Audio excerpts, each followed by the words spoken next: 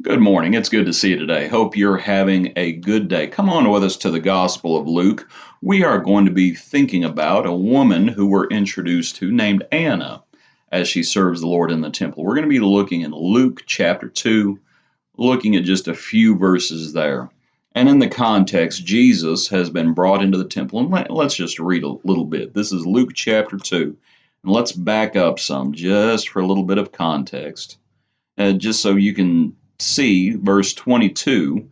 This is after Jesus has been born. Verse 21, and when 8 days were completed for the circumcision of the child, as it talks about. Verse 22, when the days of her, talking about Mary's purification, according to the law of Moses, were completed, they brought him to Jerusalem to present him to the Lord. They offer sacrifices. Verse 24 talks about that. Verse 25, there's a man in Jerusalem whose name was Simeon. This man was just and devout, waiting for the consolation of Israel. The Holy Spirit was upon him, and it had been revealed by the Holy Spirit that he would not see death before he had seen the Lord's Christ. So he came by the Spirit into the temple, and when the parents brought in the child Jesus to do for him according to the custom of the law, he took him up in his arms and blessed God and said, "Look, now you are letting your servant depart in peace, according to your word. For my eyes have seen your salvation, which you have prepared before the face of all the peoples, a light to bring revelation to the Gentiles and the glory of your people Israel." And Joseph and his mother marveled at those things which were spoken of him. Then Simeon blessed them and said to Mary his mother, "Behold, this child is destined for the fall and rising of many in Israel, and for a sign which will be spoken against. Yes, a sword will pierce through your own soul also, that the thoughts of many hearts may be revealed." Verse 36. Now there was one, Anna, a prophetess, the daughter of Phanuel of the tribe of Asher. She was of a great age, and had lived with a husband 7 years from her virginity. And this woman was a widow of about 84 years, who did not depart from the temple, but served God with fastings and prayers night and day. And coming in that instant, she gave thanks to the Lord, and spoke of him to all who looked for redemption in Jerusalem. So what points can we make about this woman who we've been introduced to today? Well, one thing we can say, she did not let circumstances deter her from serving the Lord. She did not let circumstances prevail. Do you notice that she had had a husband from the account, and she had that husband for 7 years from her virginity, verse 36. So they were married for 7 years, but this woman was extremely old. She was of a great age, it says. And verse 37, she was a widow of about 84 years. So as you think about her circumstances, and you think about the life that she had lived, it becomes a marvelous thing. Sometimes what happens is we let trials and tribulations, we let our lot in life, if you will, we let our lot in life deter us from serving the Lord like we should. We let what happens to us weaken our faith. And we need to recognize the Lord allows these things to happen. And what needs to happen in times of trial and tribulation and hardships and things like that, rather than pushing us away from the Lord, what should happen is we should draw nearer to the Lord. And that is what has happened with Anna, that she has served in the temple. She did not let the fact that she had been a widow for decades, she did not let her lot in life keep her from serving the Lord. It actually drove her even more to serve the Lord. It actually brought her closer to the Lord. And that's a wonderful thing. And in that she becomes our example. But also she was disciplined and faithful. It says that she served the Lord night and day with fastings and prayer.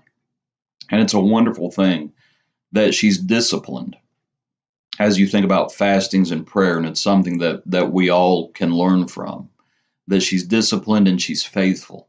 And I wanted to make the point concerning faithfulness. We walk by faith and not by sight. She had been faithful, and now her faith actually has become sight as she has seen the Messiah. As she comes into that scene with Simeon and lifting the child up, she comes into that scene and faith has become sight. She has been disciplined, she has been faithful, and now she has been rewarded as well. She gave thanks, it says. Did you notice that over in the verse? When she comes in and she sees this coming in that instant, verse 38, she gave thanks to the Lord. And it's a very simple point, but it's one that we all can learn from. We need to be more thankful. You know, Israel in the Old Testament, what did they do repeatedly? They murmured and they complained, and they were not thankful. They were not thankful. It actually says at one point concerning the manna, they said, "Our soul loathes this worthless bread." So many of them were not thankful, and it led to all sorts of issues. Well, Anna, she gave thanks to the Lord, and she spoke to all who would listen. And that's how the account, as we're introduced to her, that's how that account closes. She spoke of him to all who looked for redemption in Jerusalem. So here's this older woman, and she's not afraid to talk about the Lord to others. She spoke to all who looked for redemption in Jerusalem. And that in and of itself is an important point. What are we looking for? What are we looking for? What do we hope others are looking for? And think about this. They were looking forward. They were looking forward to the Messiah, certainly. And the Messiah has come. But the Messiah did not come as a 30-year-old. The virgin has been born. Pardon me. The virgin birth has happened. Jesus has been born. And now they're going to have more patience because the Messiah has his work to do. As the Word became flesh, as the Son of God became the Son of Man, we know what the Son of Man is going to have to do. And it's already been alluded to in previous verses.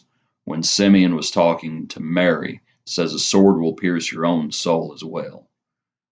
Mary is going to have to see her son go to the cross. That's not going to happen for 3 decades. So as Anna comes in, and as they had been looking forward to the Messiah has come. But now we're going to have, for the most part, I understand Luke includes a little bit about Jesus when he was 12 years old, but for the most part, we're going to have 3 decades of silence. And then finally, John the Baptist, the messenger, is going to come. He's already been born. But John the Baptist is going to begin his work, and then Jesus is going to begin the ministry. But that's going to be 3 decades later. And by that time, of course, in all likelihood, Simeon will have passed and Anna will have passed as well. But they both would be passing in faith. You might think about that, and you might think about redemption as well, as that's what they were looking for.